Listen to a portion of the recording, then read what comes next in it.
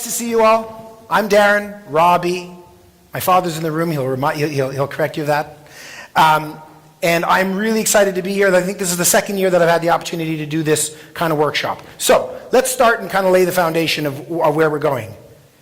If you're crazy enough to start a business, you can probably sell. Is that fair? Maybe you haven't had professional sales training. Maybe you don't have a degree in selling, but you can obviously sell. Otherwise, your business wouldn't last more than an hour. Unless you have a partner who can sell. But let's assume you start a business, you can obviously sell. Then you go through these iterations of a business, and you start putting some administration underneath you, some operations underneath you, some finance underneath you. So that's kind of the next transition phase of the growth of your business. Then you get to the point where you now want to start making yourself a bit redundant, making yourself not the only person that's bringing in clients, not making yourself too important to the business, because otherwise how do you grow, or how do you go on vacation? Or how do you transfer the business down to your next generation? Or how do you not become the riskiest part of your own business? Has anybody ever felt like the riskiest part of their own business as they've grown? Right? I've got some friends in here, some clients back here. I think of John Silver back there and him starting schlepping ice around Toronto and 13 years old. Now his son has taken over the business and thinking, uh-oh, I have 500 clients and they all call me. But I want to retire. What am I going to do? Right? I want to stop being cold. I want to go to Florida. Right? No, you love ice. No one loves ice like Mr. Silva, which is really weird. So that's the iteration. So that's where we're at today. That's the moment of transition. You've either grown your business to the point where you are starting to look to build a sales team, or you're starting to or your next generation is taken over, but you're maybe way too important to the client base, and the next generation's coming and saying, okay, well, Dad's going to be playing golf about 75% of the year soon. Mr. Kerrigan's hoping for that. And so my kids better learn how to sell and take on all these relationships of these clients. So I need to start bringing a sales team infrastructure beyond just when the phone rings, I answer it and everybody calls me. Does this sound familiar with anybody? Right. Okay, so that's where the journey picks up. So the traditional sales organization was set up like this. Quality of the sales reps depended on the success. In fact, if you're a small business owner, you depended on the success of the sales. You were very dependent on just a few key salespeople, probably you, and maybe you have a couple of other people. You brought on one other person. Maybe it's one other employee. Maybe it's your minority shareholder that you've graduated in. Maybe it's your son or your daughter.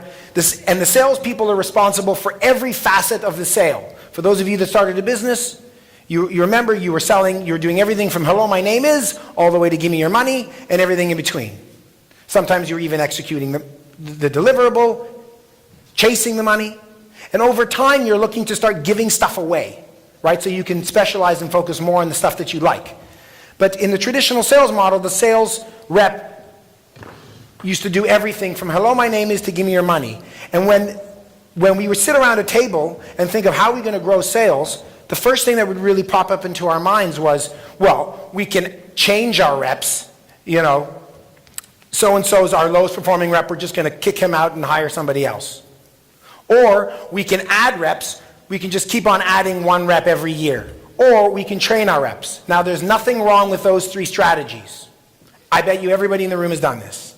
However, what today is about is to suggest that they're not the only strategies, that there's more to growing sales organization other than just simply relying on adding, changing, or training salespeople.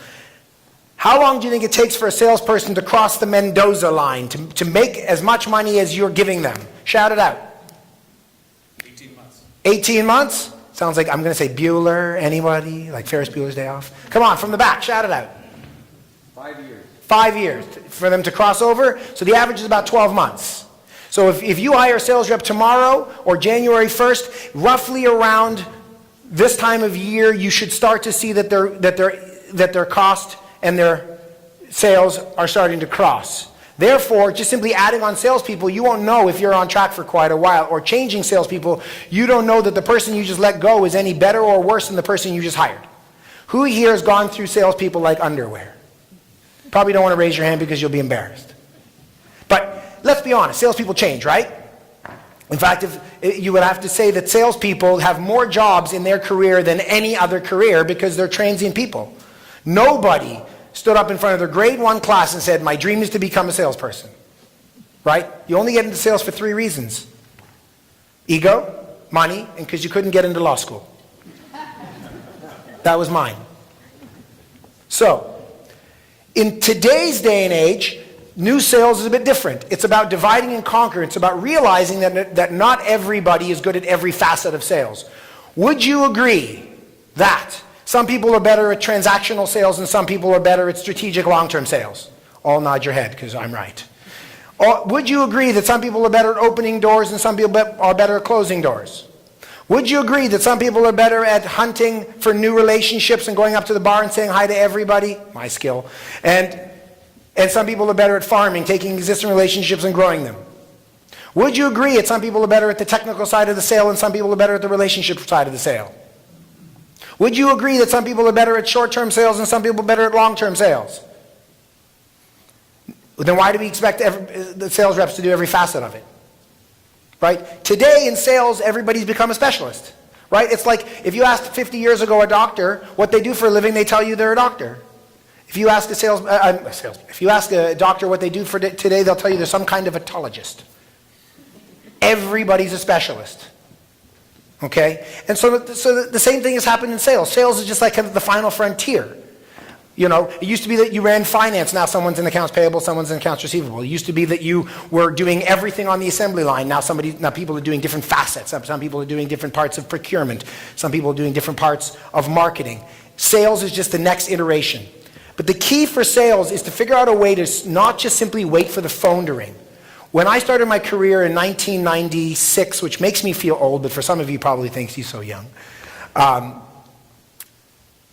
I joined it like in the heyday, and it was nothing but sunshine until this weird Y2K silliness for about 5 minutes. And then the world ended in 2008. But basically, for the vast majority of my career, 12 years, it was nothing but sunshine. And so what I saw was that sales organizations were successful in spite of yourself. It's really easy to sell a bottle of water to someone who's thirsty.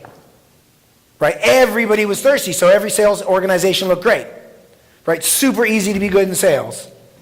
When the phone keeps ringing. What happens when the phone stops ringing? How do you make it ring? So this is what today is about, is talking about that there's more to running a sales organization than just hire really good people and hope. And if you are the very best person in sales in your company because you started it, please know that the odds of finding somebody as good and as excited and as motivated and as wired up as you is almost zero. And if they are just as good as you, give them 5% of the company and hope to God that they stick around. Okay? But I want you to think about how to grow sales without just adding on salespeople. Because salespeople, the average salesperson, all in, business to business, I don't mean working at retail, costs in a year what? Shout it out. 80 to 100, the answer is 100. If you include CPP and EI and all the other things that the government likes to take from us, that would be about 100 grand. So just adding feet on the street is expensive. So I'm not suggesting that that's the only option. I'm not suggesting that, if you're sitting here and you're looking to transition your business, that you shouldn't consider adding on people because you're going to have to add on people. It's just not the only option. So let's look at a bunch of options here. So let's look around the horn. So these are a bunch of dials, manipulatable variables that you have available to you as an owner of a business looking to plan your succession, or as a second generation of your business looking to lower the risk on the first generation being too important to the business. Last week I met with a company. The father is 88 years old, and his response to me, and he sold the business to his son 10 years ago, but he still worked there. He said to me, I cannot transfer my accounts to anybody. They only want to deal with me. I said, his name's Ike. I said, but what happens when you die? Like, are they going to stop calling? We need to start thinking about a transition. We need to start recognizing that it can't just be all about you. There has to be something else. There has to be a structure put in place to be able to transition to the next phase. So let's look around here. Sales process. Sales process, all that sales process is to say there's 1,000 ways to bake chocolate chip cookies, And they're all perfectly good recipes, but if you have the recipe in your head and you haven't written it down, don't be surprised that when you don't want to bake cookies anymore, nobody else knows your recipe. So you got to write down the way you sell. Does that make sense? Pretty straightforward. So you know intrinsically how to sell because you've been selling.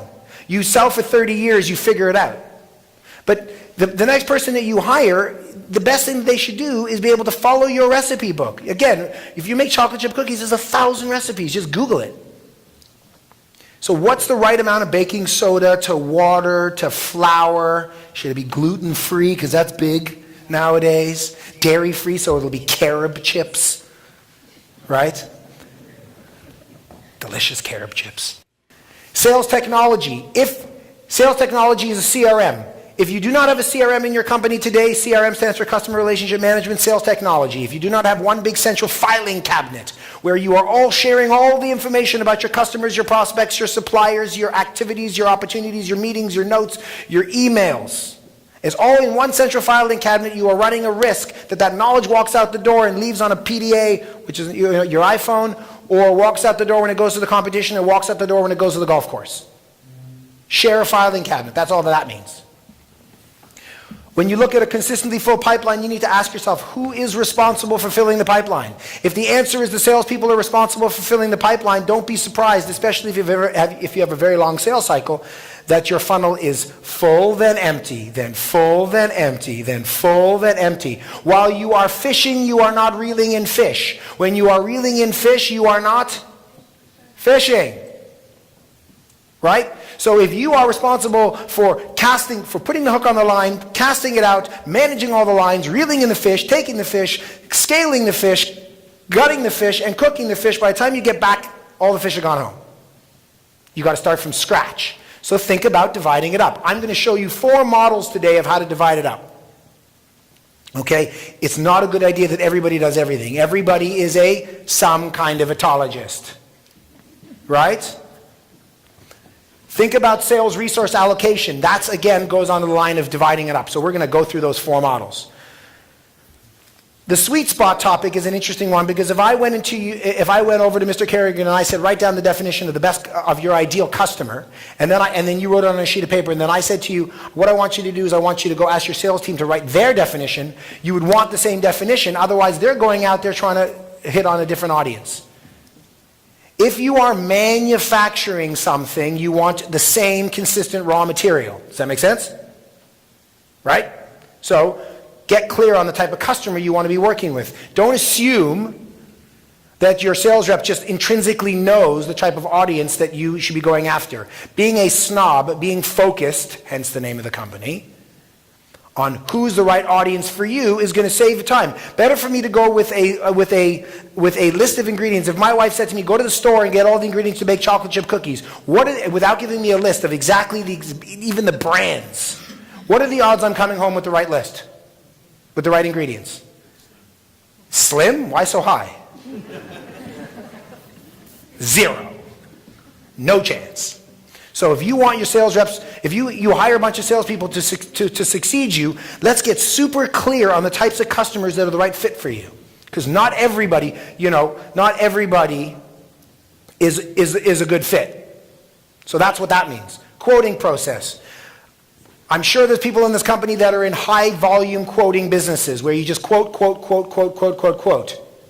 FYI, quoting is not selling. Quoting is just writing down numbers on a sheet of paper with hopefully an affirmation of what you already agreed to. So if you have a huge quote log and you don't know what's happening with all of your quotes and they're just kind of sitting out there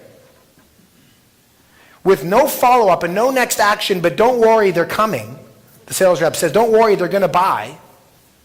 That's a perfect tentacle for you to work on. So you could go back to your office today and say, I listened to this really fast-talking, loud guy, Darren, and the first thing we're going to do is go through our quote log and figure out if we can squeeze more water out of that sponge. That's the first place that you can squeeze more water. I see a lady elbowing the gentleman beside him going, that's what we got to do. Right. Way to go, sister. All right, that's the first play to go. You got to, I always say, I use a very, very simple analogy. If you only brought fruit and vegetables and milk, how long could you live on the food in your pantry? 6 months?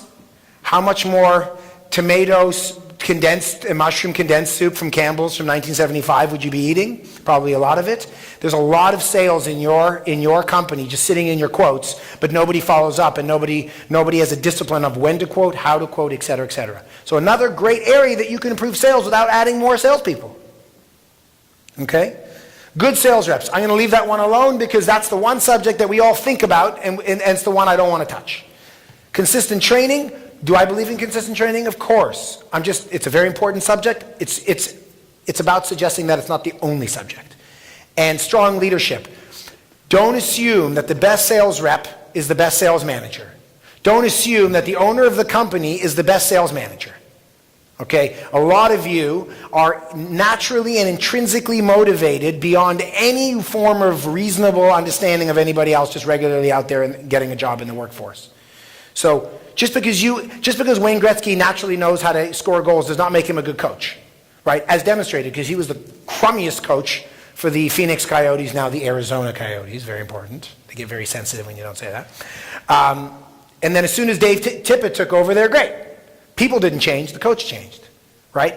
So coaching and developing people's skills. Sales, people think that sales is just innate. Having a personality is innate, right? You can't turn someone who's quiet and scared of the shadow into a lion. But sales, knowing how to plan your work your plan, knowing how to go out there, which prospects to go after, how often to go after them, what kind of activities, what prospects, geographies, products to be focusing on, how to, it's like, why do we hire personal trainers? We all know to go to the gym and stop eating donuts. But we go to them, why? Because somebody's going to help us plan our work our plan. That's the purpose of a sales manager, not just call me when you need me, and by the way, you suck, you're fired. Okay? So, is everybody having fun? Yeah. Yes. Okay. 12 minutes to go. Let's see how I'm going. Okay. So, now we're going to get into 4 options of how you can reconsider how you sell. For those of you that have worked with me, you're going to see some things that are familiar, and you're going to see, that hopefully you continue to feel good about the direction that the ship that we've put you on and pushed you out into the ocean. So,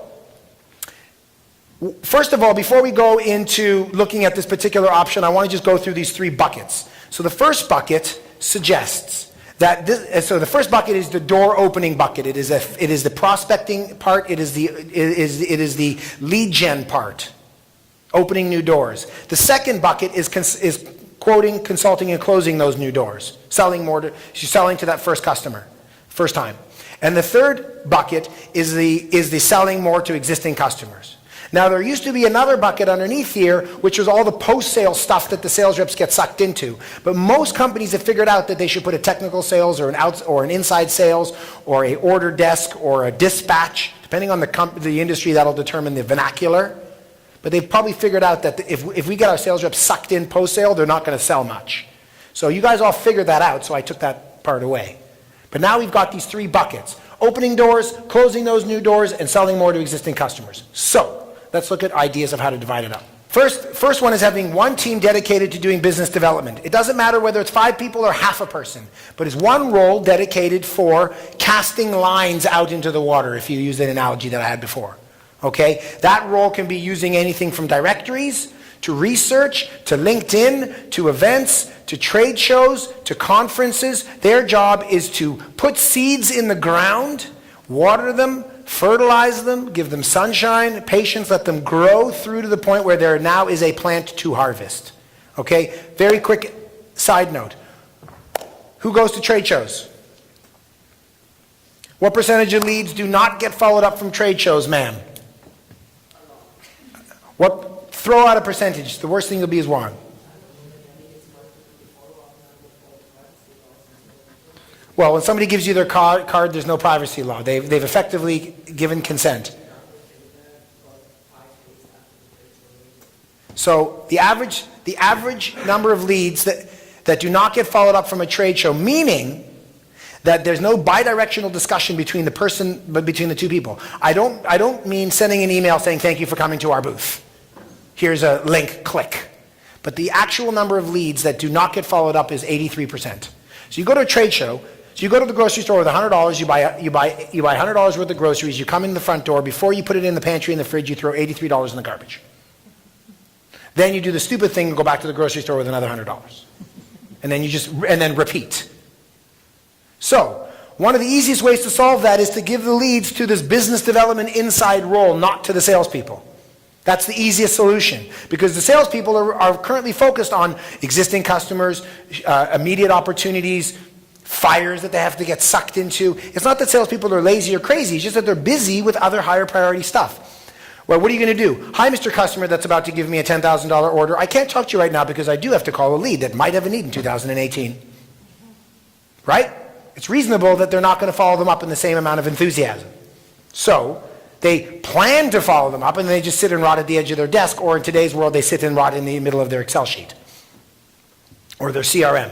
So that is a wonderful spot. So business development generates leads, handles leads, nurtured leads. When you get a nibble, they pass it over to the sales team. The sales team consults, quotes, and closes that sale, and then hands it over to an account management team. That account management team now executes whatever was just sold, and now takes full ownership of upselling, cross-selling, renewal, and ongoing sales to that customer. Now, if you're in the business of selling huge machines, where the average customer doesn't really need more than one machine, they're only going to buy parts and service, that model doesn't make any sense because there's not a lot to upsell, cross-sell, and renew.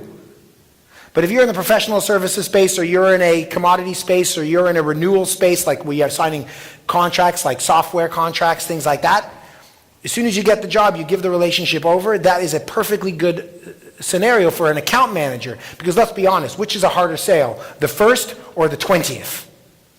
Right? And if you have a guy in your team that's really good, or a person in your team that's really good at opening doors and hunting, keep them hunting. Right? Every second they spend farming is time away from their talent. Another quick aside adjunct. If I had everybody in this room, every one of you was in sales, business to business sales, and I asked you to all stand up, which I'm not, because invariably somebody in the room ends up standing up. And I said, go stand on this side of the room if you love opening cold doors, banging on cold doors, talking to people you've never met before. Go stand on the right side of the room if you love talking to existing people that already know you, or people that have been introduced to you from other people that already know you and like you. Go stand on the right side. If there was 100 people in this room, there'd be 2 people on the right, me being one of them. 2 people on the left, me being one of them, and 98 people on the right. That suggests to you that people are not naturally hunters. For most people, most salespeople are actually farmers. So if you find a hunter, please, if you learn nothing from today, keep them hunting. Does that sound good? Okay? So, that's model number 1. At the end of the 4 models, I'm going to show you my model, what we use in our company. Model number 2 is an abbreviated, simplified version of model number 1. Which is to suggest that you have a lead generator, an inside person. By the way, this inside person makes, let's say, all in about 50 grand. Half the cost of an outside person. And they don't have car expenses, and they don't have meal expenses, and they don't have phone expenses. And their job is to do all the lead generation, all the lead follow-up, all the inactives. This is also a great role to call all of your inactives. Who here has a pile of dormant accounts that you go, oh man, if I could just revitalize those 500 customers I haven't spoken to in 3 years. There's a lot of meat on the bones. If you're in the logistics business, you probably have a bunch of that. Right? Who's calling on these people? Nobody. So here, that's a wonderful role to do that. Once you get a nibble, you pass it over to the to the sales team, who then consults, quotes, closes the account, and then continues to own the account forever and a day, continually selling over and over again. Okay? So it's also, by the way, a really nice farm team approach to be able to hire somebody, a young whippersnapper, and put them in to a business development, lead generation, lead management, lead nurturing type of role. And then when they pass over the lead, they start learning, and it's a great way to get them indoctrinated without having to rely on only hiring the 20-year veteran, which, by the way, is not necessarily the best strategy. Very expensive strategy. Okay, because they want to hire, they cost more. Option number 3. Option number 3 is your classic hunter-farmer model, where you have one team dedicated to hunting and one team dedicated to farming. Now, the team doesn't mean it has to be 3 and 3 or 5 and 5. It doesn't have to have the same numbers. It could be 1 and 7. It could be 7 and 1. I don't know. It It depends on your business model, and it also depends on how hungry you are, how aggressive you are in your growth. If your growth model is, if you have a goal to double your business, then you're going to have more hunters. So this model is a pretty traditional model that you see out there. But again, people have this fear with all three models of transitioning clients from person to person. They say, but Darren, my customer buys because of me. They don't want to go from John to Bob and from Bob to Susie and from Susie to Mary. So I've got a couple of answers to that question. Number one, if you use good technology, and i.e. that shared filing cabinet I was talking about in the middle, you're going to be able to transfer knowledge easier so that the second and the third person that takes over those accounts are going to get up to speed much faster, therefore curb any fears faster. Number two, if the only reason why the customer is buying is because of that salesperson, you are at risk when that salesperson inevitably leaves, and they will, because salespeople leave. Three, your customers don't love your salespeople as much as you think they do. Right? At the end of the day, you know what they want? Whatever it is that they want to buy from you, and as long as they get it and they're happy with it, they don't care. Right? It's a classic situation. The most sensitive, emotional business in the world is personal investment and financing. So what happens when a person leaves, they retire. So, they work at Nesbitt Burns, they got a $500 million portfolio, and they now want to retire. The person buying that portfolio should be scared that there's nothing to buy, because as soon as you leave, all the customers are going to walk. But they don't. Most people give you the benefit of the doubt. Is that fair? As long as you do a good job, they give you the benefit of the doubt. But think of how much better it is to know that you're not reliant on one person for every facet. They don't know every single thing. That they're not the only person that knows every facet of that entire relationship. That the company owns the business relationship, not the salesperson. Right? The classic situation, we work for logistics companies, and the sales guy is like, you look at a guy's resume, and he's been at every 5 years he's at a different broker. And every time he goes to the customer, he says, I'll bring my customers with me. Remember, if you're with somebody that cheated on their person to be with you, maybe they'll cheat on you, right? So it's just not as clean as give it all to them. Last model. So last model is a kind of a little bit of an interesting one. A minute 43, oh no. The last model is a bit of an interesting one. So what this does is it shows you that there are 9 squares in some businesses, especially when you're a high volume business, whereby you can have a C accounts, which are small accounts, but there are lots of them. B accounts, medium-sized accounts, but not as many. And A accounts, the lucrative one. This is Mr. Silva's in the middle of learning this one, right? Yep. So, John, we used to sell all 9 buckets. Now he's lost all of his hair, and he needs to have some more time on a golf course. And he's frozen solid from all the ice he's been schlepping around. He wants to start planning his exit. How are you going to plan your exit? Are you going to find someone that's going to be able to handle all 9 buckets? No. You start dividing up the buckets. So, if you were to hire a young whippersnapper that knew nothing but had a lot of chutzpah, you don't have to be Jewish to know what chutzpah means. Which square do you give them? Which X and Y do you give them? What do you think? A? The biggest ones? The young whippersnapper that knows nothing? C prospects. Lady in the blue saved your hide. C prospects. So a young whippersnapper that knows nothing but that's going to go out there and pound the pavement and give a good effort, you're going to give them the C prospects. If you all of a sudden get approached by a seasoned veteran who knows everybody in the industry and is really, really dynamic but is not a hunter, you're going to give them the A and B active customers. I don't care what you give away, but your goal, just like John's goal, is to consistently give squares away to the point where he has no more squares. That he's just a floating resource that helps everybody in doing their job, right? When I met John, he was doing all 9 buckets because he couldn't let go of customers because everybody loved him because he's the original Iceman. But I said, you don't need to be selling a $5 bag of ice to a convenience store up the road. You should be going and opening up a relationship with a lab that's moving hemoglobin across the country that needs $3 million worth of dry ice. That's the word. So now he's focused on A's. And now he's got customer service people who are making $30,000 a year plus commissions working the C's. Make sense? Great. All right, I've officially run out of time, so now I have to talk faster. So, All I wanted to show you guys here is a little subject on compensation, which just simply talks about all the different options you have in compensation. I still see a lot of sales organizations, actually amazingly enough, I was in Sudbury yesterday, I was telling Mr. Topazzini that I was actually in Copper Cliff yesterday, that the sales team at this particular company has no commission, which to me is bananas. Remember, salespeople become salespeople because of ego and money. So, here's a bunch of lists of different ways you could pay people. Are you in the capital or the residual annuity business? Do you pay based on revenue or margin? Do you pay based on booked or realized? Do you pay based more for new business versus existing business? Do you start at the first dollar when you pay someone, or do you wait for them to pay back their salary before you start giving them commissions? Which, by the way, is the way that I like, because at least I feel good then. Okay, do you pay it based on tiers or thresholds? Do you pay it out monthly or quarterly? Do you do it based on growth of certain markets, or do you do it, and what other industry norms out there? Going out there and just giving sales reps commissions is, there's a lot of strategy behind commissioning, and that can affect the performance of a sales team. Last couple of quick topics. So, I talked about these before. Here are other manipulatable variables. Write your recipe down. Write down the sales process for how you sell. Squeeze out more water out of all of your quotes, ma'am in blue.